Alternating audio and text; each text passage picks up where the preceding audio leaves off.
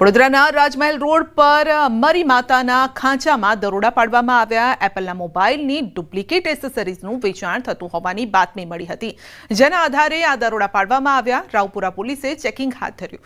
વિવિધ એસેસરીઝ મળી 4.65 લાખનો મુદ્દામાલ જપ્ત કરાયો છે. રંગકૃપા, ઓડિયો ટ્રેક, કલાદર્શન, મહાદેવ નામની દુકાનોમાં ચેકિંગ કરવામાં આવ્યું હતું. પોલીસના દરોડા પડતા કેટલાક વેપારી દુકાનો બંધ કરીને ત્યાંથી રફુચક્કર થઈ ગયા.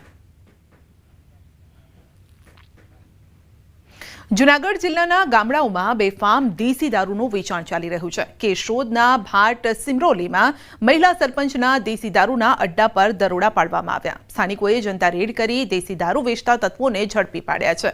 મહિલા સરપંચ સહિત ગ્રામજનોએ દેશી દારૂ પરના જનતા રેડ કરી હતી. દેશી દારૂના ધંધાર્થીઓ પાસેથી પોલીસ હપ્તા લેતા હોવાનો આક્ષેપ છે. ગામમાં દારૂ પર પ્રતિબંધ લાવવા માટે ગ્રામ પંચાયતે પોલીસને અનેક વખત રજૂઆત કરી છે. પોલીસ પગલાં લેતી ન હોવાને લઈને પણ ગ્રામજનોએ જનતા રેડ કરી. બે વાર લેટર પેક ભરીને આપેલો છે પોલીસ સ્ટેશનમાં, તો પોલીસ વાળા કોઈ લોકો ધ્યાન દેતા નથી ને મજૂર માણસ છે. બૈરાઓ હાંજના હેરાન કરે છે. બૈરાઓ કાયમી જાય છે, જણ દારૂ પી પીને મજા કરે છે. અમારા ગામમાં બેફામ દારૂ વેચાય છે, એને લીધે અમે પોલીસ વાળાએ કઈ અમને ધ્યાન આપ્યું નહીં, એને લીધે અમે જનતા રેડ પાડી છે.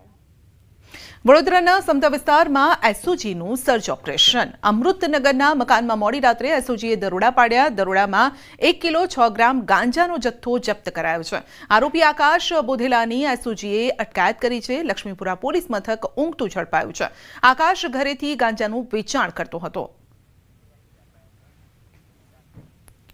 સુરતમાં સોનાની દાણ ચોરી કેસમાં મોટો ખુલાસો. આંતરરાષ્ટ્રીય ગોલ્ડ સ્મગલિંગ રેકેટનો ખુલાસો થયો છે. નિરાલી રાજપૂત દુબઈથી કરતી હતી સંચાલન, અને નિરાલી ઉર્ફે રાજપૂત સામે લુકઆઉટ નોટિસ પણ જાહેર કરાશે.